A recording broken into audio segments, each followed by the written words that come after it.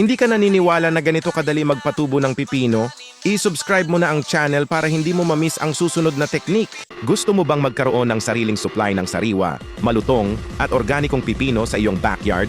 Hindi lang ito pampalamig sa salad. Ang pipino ay isang superfood na kayang-kaya mong palaguin. Sa video na ito, ituturo ko sa iyo ang simpleng gabay mula pagtatanim, pagpapabunga, hanggang sa tamang pag-aani. Bakit nga ba pipino?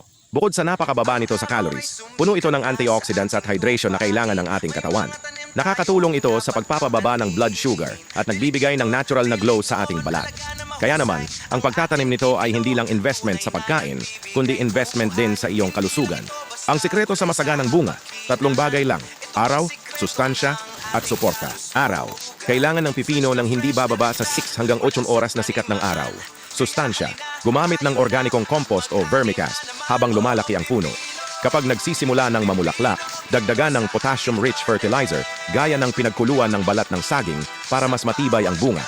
Suporta. Gumamit ng trellis o patpat para hindi nakalapat sa lupa ang bunga. Iwasan ng pagkabulok at mas maganda ang hugis ng pipino. Huwag hintaying lumaki ng masyado ang pipino. Ang ideal size ay nasa X hanggang 8 pulgada. Kapag masyadong malaki, nagiging mapait at matigas ang buto nito.